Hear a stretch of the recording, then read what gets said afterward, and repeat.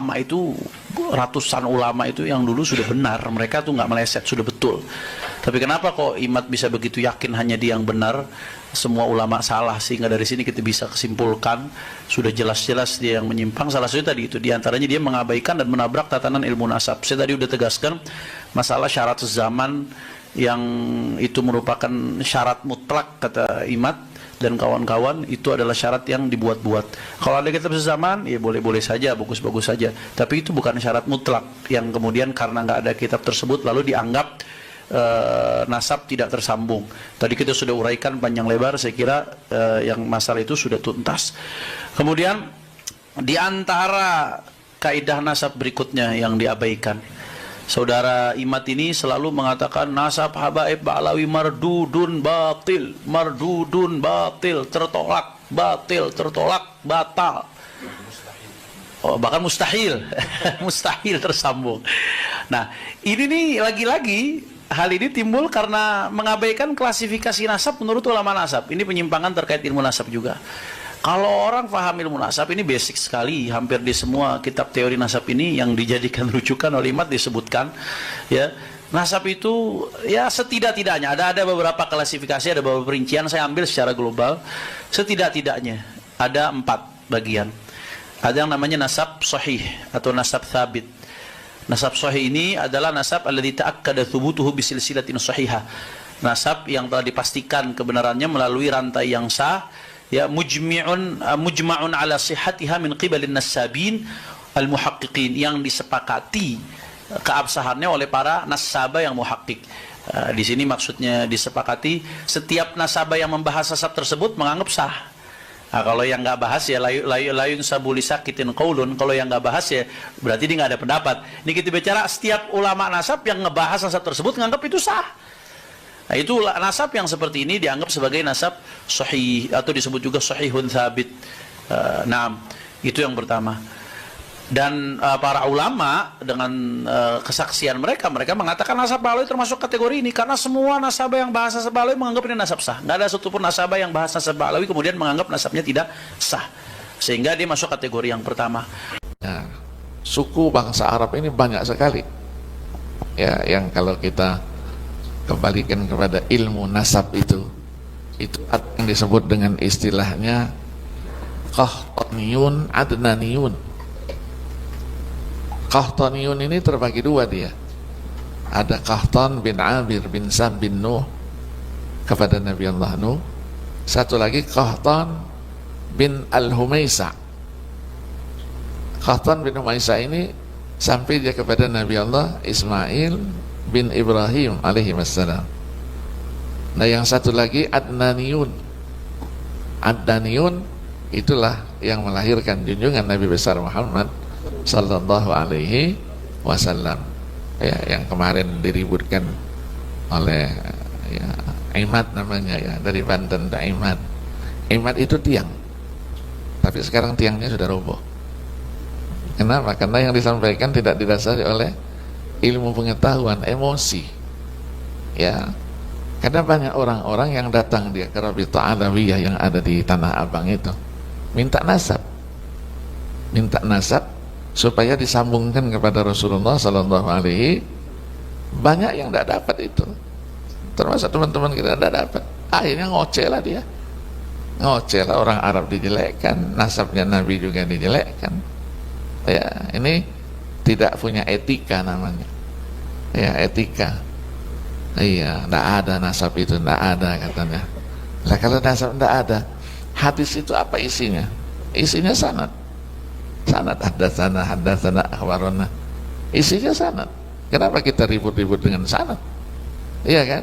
Iya, kemana saja. Tidak usah yang namanya keturunan, sanad keilmuan saja harus jelas.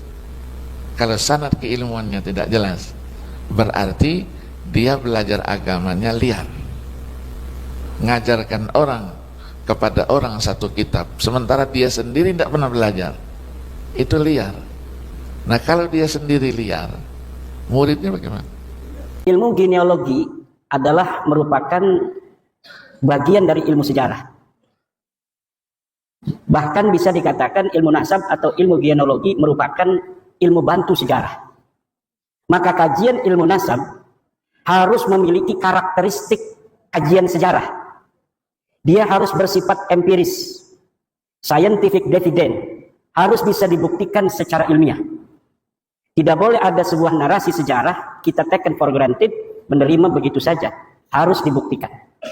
Tidak boleh ada sebuah pengakuan nasab yang bersimultan pengakuan ini dengan privilege tertentu, baik secara sosial antropolog maupun secara paham keagamaan dari tafsir yang dapat diterima.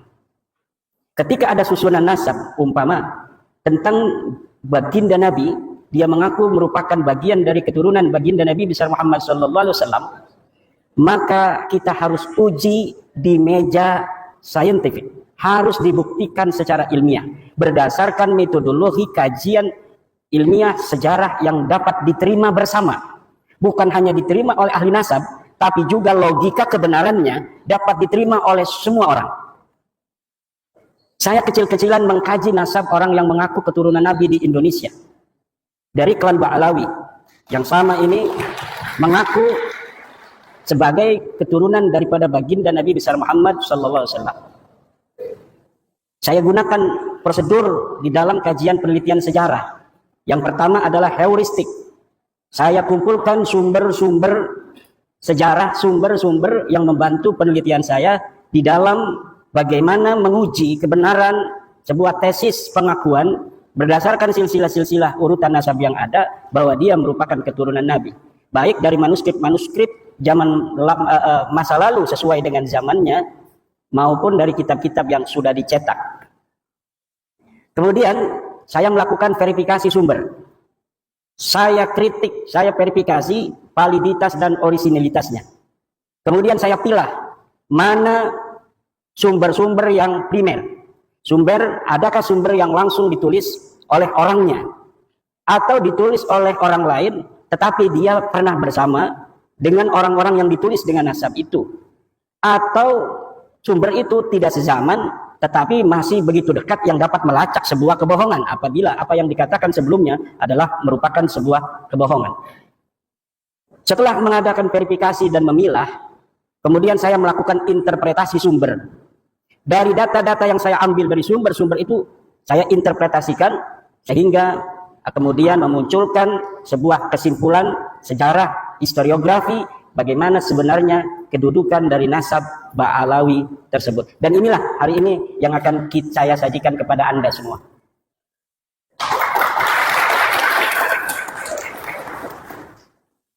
Kaum Ba'alawi yang kita kenal di Indonesia dengan istilah Habib mengaku sebagai keturunan Nabi Muhammad SAW melalui jalur Ahmad bin Isa bin Muhammad An-Naqib bin Ali Al-Uraidi bin Ja'far Shadiq bin Muhammad Al-Baghir bin Ali Zainal Abidin bin Husain bin Fatimah Zahra bin Kanjeng Nabi besar Muhammad SAW. Ahmad bin Isa, ini titik poinnya. Dari sini yang diakui. Ahmad bin Isa ini wafat 345 Hijriah. Telah terkonfirmasi sebagai keturunan Nabi Muhammad SAW melalui pelacakan kitab Tahdhibul Ansab karya Al-Ubaidili yang wafat tahun 435 Hijriah. Sosok Ahmad bin Isa ini lulus tes uji petik dari kitab nasab. Kemudian, menurut keluarga Ba'alawi, Habib-Habib yang ada di Indonesia, Ahmad bin Isa mempunyai anak bernama Ubaidillah. Kemudian Ubaidillah ini mempunyai anak bernama Alwi. Alwi inilah yang menurut keluarga Ba'alawi adalah leluhur mereka. Alawi bin Ubaidillah bin Ahmad bin Isa bin Muhammad An-Naqib bin Ali Al-Uraidi bin Ja'far Shadiq Muhammad Al-Baghir bin Ali Zainal Abidin bin Husain bin Fatimah bin Nabi besar Muhammad SAW. Ini nasab mereka dan kita bisa lihat dari tokoh-tokoh mereka yang senang majang-majang nasab di media sosial. Semuanya akan bermuara kepada seseorang yang bernama Alwi yang disebut sebagai anak Ubaidillah. Ubaidillah ini adalah katanya anak Ahmad bin Isa. Ahmad bin Isa telah sahih sebagai keturunan Nabi. Selesai atau lulus uji petik dari kitab-kitab yang ada pada zamannya yang primer atau yang sekunder. Tetapi apakah betul seorang yang bernama Ahmad bin Isa ini mempunyai anak bernama Ubaidillah? Namun nasab ini tertolak.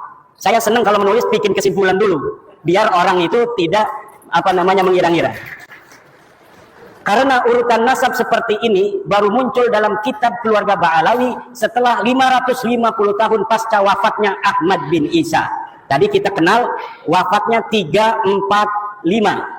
Sedangkan kitab-kitab nasab yang paling dekat dengan masa hidupnya Ahmad bin Isa, yaitu kitab nasab yang ditulis di abad ke-5, tidak menyebutkan bahwa Ahmad bin Isa mempunyai anak bernama Ubaidillah. Mulai dari kitab abad ke-5, ke-6, ke-7, ke-8, tidak menyebutkan Ahmad bin Isa mempunyai seorang anak yang namanya Ubaid atau Ubaidillah. Kitab abad ke-5, Muntaqilat Talibiyah, karya Abu Ismail Tabatabai yang wafat tahun 400 Hijriah menyebutkan bahwa sebagian anak Ahmad bin Isa adalah Muhammad yang tinggal di Roy, tidak ada Ubaid. Kitab abad ke-5, Tahdhibul Ansab, karya Al-Ubaidili yang wafat tahun 435 menyebutkan pula bahwa sebagian anak Ahmad bin Isa adalah Muhammad. Kitab abad ke-5, Al-Mazdi, karangan Al-Umari, wafat 490 menyebut pula bahwa sebagian anak Ahmad bin Isa adalah Muhammad. Kitab abad ke-5 sepakat tidak menyebutkan bahwa Ubaidillah sebagai anak Ahmad bin Isa. Namun masih ada kesempatan. Kitab-kitab abad ke-5 tersebut masih membuka masuknya nama lain dari anak-anak Ahmad bin Isa karena kalimat yang dipakai adalah kalimat yang tidak menunjukkan makna terbatas atau hasr. Menggunakan kalimat sebagian dari anaknya adalah Muhammad. Kitab abad yang dapat terlacak ada dan sudah dicetak abad ke-5, 3 ini sepakat bahwa tidak ada anak Ahmad bin Isa bernama Ubaidillah. Next. Kitab abad ke-6, As-Sajarah Al-Mubarakah yang ditulis tahun 597 Hijriah, karya dari Imam Fahru Raji yang wafat 606 Hijriah menyebutkan bahwa keturunan Ahmad bin Isa hanyalah dari 3 putranya, yaitu Muhammad, Ali, dan Husain. Ini sudah hasr. Imam Al-Fahru Raji ketika menyatakan anak Ahmad hanya 3 menggunakan jumlah ismiyah, fa'aqibuhu min salasati banin. Menurut ulama nasab, apabila kitab nasab menggunakan terma jumlah ismiyah, ini menunjukkan makna hasr atau terbatas. Berbeda ketika ulama nasab menggunakan jumlah fi'liyah, semisal fa'aqaba min salasati banin, ini masih memungkinkan ada nama lain selain 3. Tapi ketika terma kalimat menggunakan jumlah ismiyah seperti As-Sajarah Al-Mubarakah seperti itu, maka berarti yang bisa direkam secara meyakinkan oleh Imam Al-Fahru Raji berdasarkan ilmunya adalah bahwa anak Ahmad bin Isa hanya 3, yaitu Muhammad, Ali, dan Husain. Tidak ada Ubaid. Begitu pula lafaz salah satu banin merupakan isim adad bilangan. Menurut ahli usul fikih, lafaz adad merupakan salah satu lafaz khusus. Jika dikatakan fakafaratuhu it'amu asyarati masakin, maka maksudnya adalah 10 orang miskin. Tidak kurang, tidak lebih. Maka ketika di abad ke-9, 550 tahun setelah wafatnya Ahmad bin Isa, dikatakan bahwa Ahmad mempunyai anak bernama Ubaidillah, maka nama itu tertolak. Lalu dari mana Imam Fahru Raji mengetahui 3 ini? Tanpa adanya referensi yang disebutkan dalam kitab As-Sajarah Mubarakah, inilah yang dikritisi oleh Rumel Abbas misalnya dan yang lain sebagainya. Imam Fahru Raji, saudara, ketika menyebut anak Ahmad bin Isa hanya terbatas pada 3 saja, ini sangat bisa dipercaya. Kenapa? Karena ia tinggal di kota Roy di Iran. Sedangkan di Roy banyak anak keturunan Ahmad bin Isa dari jalur Muhammad bin Ahmad bin Isa. Kitab abad ke-7. Ini tadi abad ke-6 sudah dihasar bahwa anaknya cuma 3. Sekarang bagaimana reportase dari kitab-kitab yang ada yang sampai kepada kita dari abad ke-7, ke-8 dan ke-9 awal.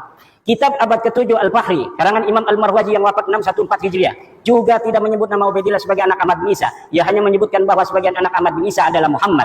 Kitab abad ke-8 Al-Asili, karya At-Taqtaqi yang wafat 709 Hijriah menyatakan bahwa sebagian anak Ahmad bin Isa adalah Muhammad. Kitab abad ke-8 As-Sabatul Musan, karya Ibnu Al-Araj Al-Husaini yang wafat 787 Hijriah menyatakan bahwa sebagian anak Ahmad bin Isa adalah Muhammad. Kitab abad 9 Umdatul Talib, karya Ibnu Inabah yang wafat tahun 828 Hijriah menyatakan bahwa sebagian anak Ahmad bin Isa adalah Muhammad. Maka ada 8 kitab nasab yang sudah saya sebutkan yang membentang mulai dari abad ke-5, ke-6, ke-7, ke-8 dan ke-9 awal sepakat bahwa Ahmad bin Isa tidak mempunyai anak bernama Ubaidillah, dan di abad ke-6 sudah dihasar bahwa anak Ahmad bin Isa hanya 3. Maka masuknya nama Ubaidillah sebagai anak Ahmad bin Isa tidak bisa dianggap sah. Next. Kapan muncul nama Ubaidillah sebagai anak Ahmad bin Isa? Ubaidillah muncul sebagai anak Ahmad bin Isa pada abad 9 Hijriah. Dimunculkan oleh Habib Ali bin Abu Bakar As-Sakran yang wafat 895 Hijriah dalam kitabnya Al-Burqa Al-Musiqah dengan menghusnuzoni. Ini bahasa saya. Kalau bahasa Tengku ini nggak boleh katanya husnuzon itu.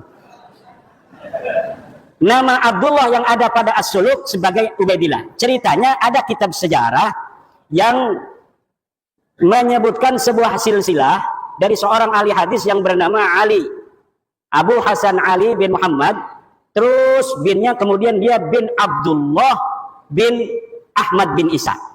Lalu kata keluarga Habaib ini, oh saya punya leluhur namanya Ubaid.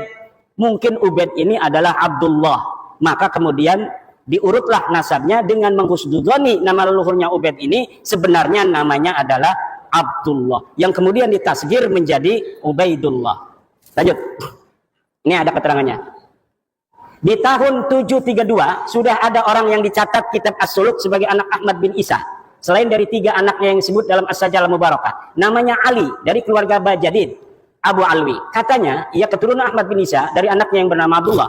Nama lengkapnya Abu Hasan Ali bin Muhammad bin Ahmad bin Jadid bin Ali bin Muhammad bin Jadid bin Abdullah bin Ahmad bin Isa. Nama Abdullah inilah yang dihusnudzoni oleh Ali As-Sakran sebagai Ubaid, di mana leluhurnya dulu bernama Ubaid. Lalu ia memahami bahwa Ubaid ini sebenarnya Ubaidillah dan Ubaidillah ini sebenarnya adalah Abdullah yang ditulis di kitab As-Suluk. Sejak itulah keluarga As-Sakran menulis silsilah leluhurnya sebagai Ba'alwi. Lalu apakah ini aman? Kita lihat. Sayangnya silsilah Ba'alwi Bajadid juga sebenarnya bermasalah karena ternyata kitab As-Suluk ada 3 manuskrip riwayat yang berbeda. Jadi manuskrip As-Suluk yang dikarang 732 sampai kepada Ali As-Sakran 895 yang nyampe ke beliau hanya salah satu manuskrip yang dicetak daripada 3 manuskrip sebenarnya yang ada. Yang mana yang benar? Wallahu a'lam bishawab.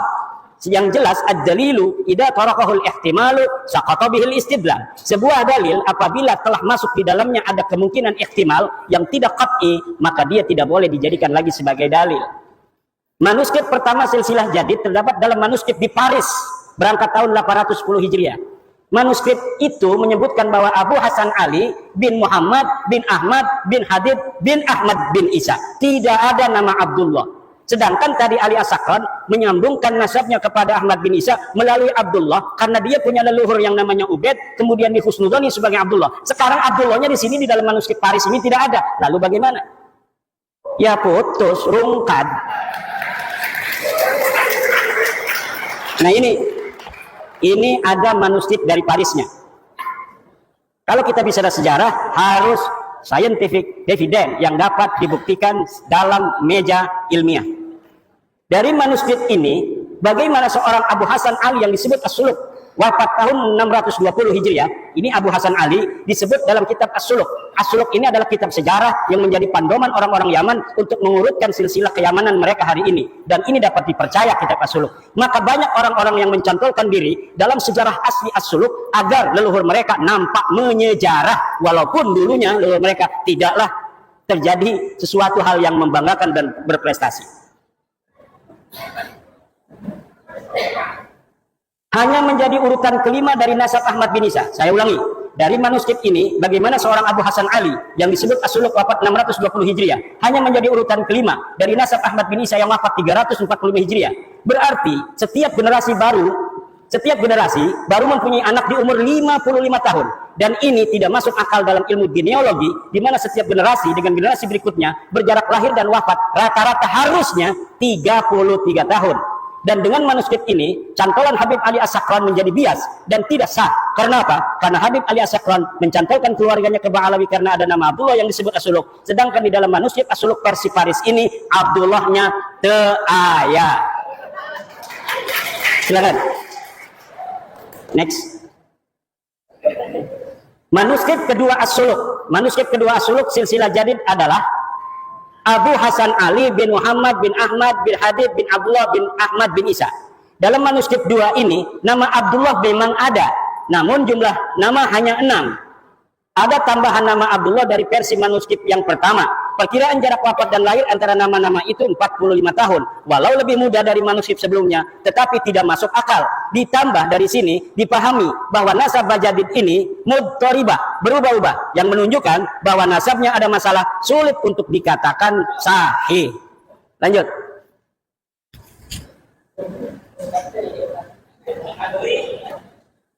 Manuskrip 3 As-Suluk. Manuskrip 3 As-Suluk silsilah Hadid adalah atau Jadid Abu Hasan Ali bin Muhammad bin Ahmad bin Hadid bin Ali Muhammad bin Hadid bin Abdullah bin Ahmad bin Isa. Silsilah inilah yang dicetak dan ditahqiq oleh Al-Aqwa tanpa menyebutkan dari versi manuskrip manakah silsilah ini diambil. Bisa jadi silsilah semacam ini tidak ada dalam manuskrip manapun. Ia mentahqiqnya dan menambahinya berdasar pengetahuannya dari literasi Ba'alawi saat ini. Jika manuskrip pertama yang sahih, maka pencantolan Habib Ali As-Sakran gagal total. Karena nasab Ba'alawi saat ini adalah furu' dari usul nasab Bajadid. Ketika usulnya batal, maka furu'nya juga batal. Ini penting dan belum diungkapkan siapapun. Keluarga As-Sakran bukan Ba'alawi. Nampaknya kitab As-Suluk karya Imam Al-Janadi wafat 732 Hijriah adalah kitab sejarah yang menjadi pegangan latar belakang konstruksi nasab Ba'alawi dan sejarahnya. Nasab dan sejarah Ba'alawi yang ahistoris disusun sedemikian rupa menggunakan latar belakang sejarah yang terdapat dalam kitab As-Suluk. Penulis yakin secara ilmiah bahwa keluarga As-Sakran sebelumnya tidak dikenal dengan nama Ba'alawi. Nama Ba'alawi keluarga As-Sakran itu dikenal setelah kitab Al-Burqah dan kitab Al-Jauharus Safaq ditulis, yaitu milik Habib Abu Bakar As-Sakran dan Imam Al-Khatib. Seperti film fiksi sejarah Arya Kamandanu yang skenarionya ditulis berlatar belakang sejarah Majapahit. Ada orang namanya Ba'alawi dulu, ada silsilahnya ditulis dalam kitab sejarah. Lalu orang yang abad 9 mengatakan, itu leluhur saya itu. Sejak itulah dia menggunakan nama yang ada dalam kitab itu untuk keluarga dia dan keturunannya. Next. Ini versi ilmiah ya.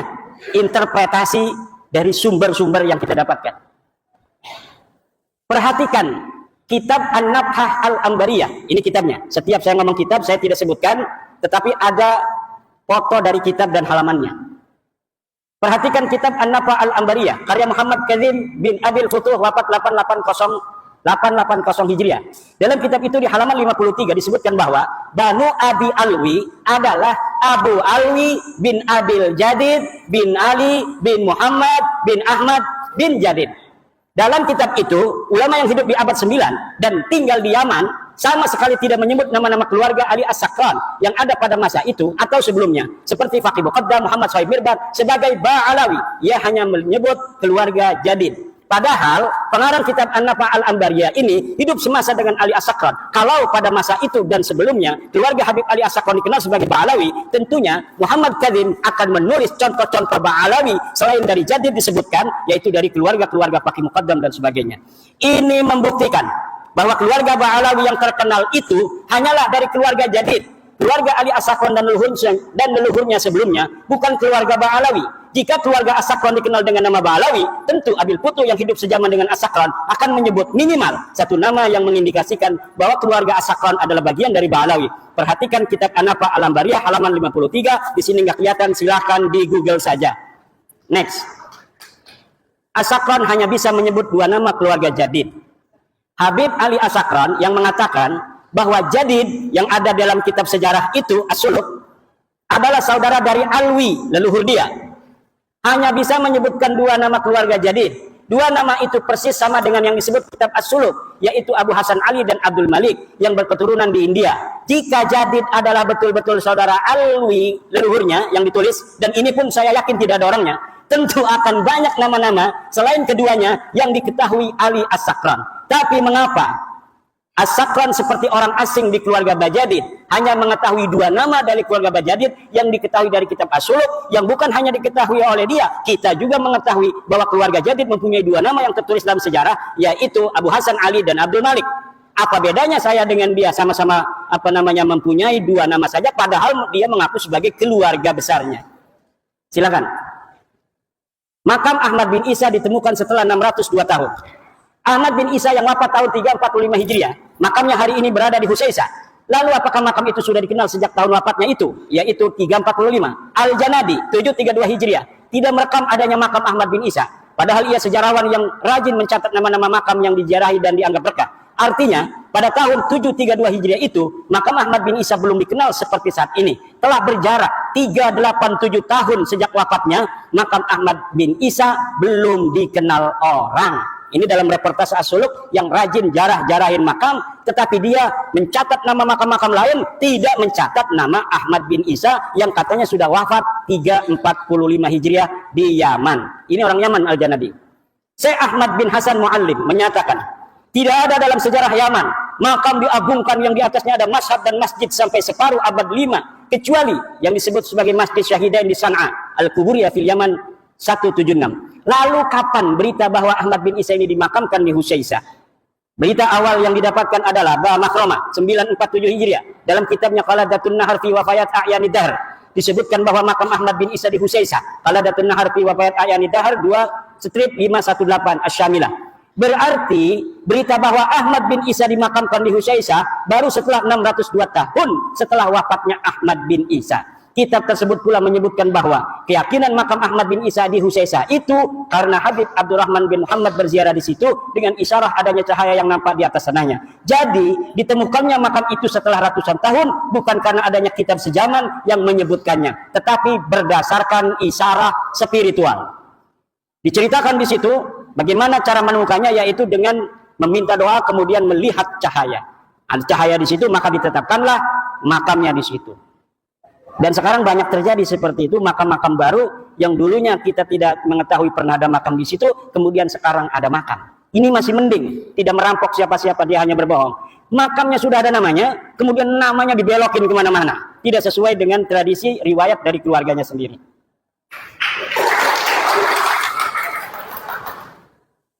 Kitab-kitab sejarah yang ditulis setelah masa Ahmad bin Isa sampai abad 9, ini kitab sejarah, tadi kitab nasab. Sekarang kitab-kitab sejarah yang ditulis setelah masa Ahmad bin Isa sampai abad 9 tidak menyebutkan keberadaan keluarga Ubaidillah dan keturunannya di Hadramaut sebagai seorang sayyid, atau tidak sebagai sayyid pun tidak ada sama sekali. Kitab-kitab apa saja? Tarikh Musallam Al-Lahaji, wafat 545 Hijriah, belum dicetak, tapi manuskripnya saya punya. Tidak ada nama Ubaidillah dicatat di dalam kitab itu, dan tidak ada keterangan bahwa Ahmad bin Isa pernah hijrah ke Yaman dari Irak. Tabaqat Ibnu Samurah, wafat 586 Hijriah. Tarfatul Ashab, nah ini Ibnu Samurah sering sekali namanya dicatut dalam kitab-kitab Ba'alawi semacam Syamsud Dhahirah dan kitab-kitab yang lainnya, Al-Ghurar, kemudian kitab Hidmatul Ashirah, bahwa Ibnu Samurah pernah mengisbat silsilah nasab Ba'alawi pada masanya. Tetapi ketika kitabnya yang bernama Tabaqatul Fuqaha saya cari dari awal sampai akhir, tidak ada satupun Ibnu Samurah menyatakan bahwa dia mengisbat nama keluarga Ba'alawi sebagai sayyid, apalagi mengisbat menyebut nama dari satu keluarga Ba'alawi pun tidak ada. Next, kesimpulan, para habaib yang sekarang kita kenal bukanlah keluarga Ba'alawi yang dikenal di abad 7 dalam kitab-kitab sejarah. Keluarga Ba'alawi adalah keluarga jadid yang disebut dalam kitab As-Suluk 732 Hijriah yang terputus dari Nabi Muhammad SAW karena Abdullah bukanlah anak Ahmad bin Isa. Para habaib nasabnya terputus dari Nabi Muhammad SAW karena Ubaidillah bukanlah anak Ahmad bin Isa. Jadi Ba'alawi sendiri yang ada dalam kitab itu tertolak sebagai keluarga Nabi karena Abdullah bukanlah anak dari Ahmad bin Isa berdasarkan kitab-kitab abad ke-6 dan abad ke-5. Kemudian ada orang nyantol kepada nama itu. Ya, yang dicantolnya itu rungkat, dianya ikut rungkat. Pengakuan keluarga habaib sebagai keturunan Nabi baru mulai abad 9 oleh Habib Ali As-Sakran dalam Al-Burqah dan atau Abdurrahman Al-Khatib 855 Hijriah dalam Al-Jauhar Asy-Syafaf. Ini jarang saya ambil namanya Al-Khatib, walaupun hidup bareng. Dia adalah Al-Khatib ini murid dari kakeknya Habib Ali As-Sakran, juga murid daripada ayahnya. Jadi walaupun dia bukan Ba'alawi, terindikasi subjektivitas itu ada karena dia hidup bersama Habib Ali As-Sakran. Dan kitab Al-Jauhar Asy-Syafaf ini belum dicetak sampai sekarang. Dia bagaikan sebuah kitab sakti yang tidak boleh dilihat oleh siapapun, tetapi sering diambil oleh kalangan Ba'alawi untuk membela nasabnya. Jadi kita tidak bisa untuk melihatnya, tetapi dia mengutipnya. Bagaimana sebuah dalil hanya bisa diketahui oleh mereka, kemudian didalilkan kepada kita, tanpa kita bisa memverifikasi, tanpa kita bisa memvalidasi, tanpa kita tahu originalitasnya seperti apa. Jadi ini namanya senjata yang sangat canggih, yang bisa untuk membacok, tapi kita nggak bisa melihatnya. Kitab-kitab yang lebih muda dari As-Sajarah Al-Mubarakah 606 yang menyebutkan bahwa Ba'alawi habaib tersambung nasabnya kepada Rasulullah tertolak karena hanya mengutip dari Al-Burqah dan Al-Jauhar kitab abad 9 Hijriah. Next. Terakhir, usaha yang perlu ditempuh habaib agar nasabnya tersambung. Saya kasih clue-clue. Seorang yang meneliti ya harus begitu kan. Kita bukan karena tendensi, subjektivitas dan sebagainya. Enggak, kita ilmiah aja. Para pendukung nasab Alawi Habaib untuk tersambung nasab mereka harus menyajikan kitab yang lebih tua dari As-Sajarah Al-Mubarakah yang menyatakan bahwa 1. Ahmad bin Isa mempunyai anak bernama Ubaidillah, 2. Ubaidillah mempunyai anak bernama Alwi. Untuk bisa dikatakan bahwa para habaib sekarang ini tersambung kepada keluarga Ba'alawi, maka harus menyajikan kitab yang lebih tua dari As-Suluk yang menyebutkan bahwa Jadid mempunyai saudara bernama Alwi. Jika 3 pertanyaan itu tidak terjawab, dan yakin tidak akan terjawab kecuali bikin manuskrip palsu, maka para habaib bukanlah keturunan dari Nabi besar Muhammad sallallahu alaihi wasallam.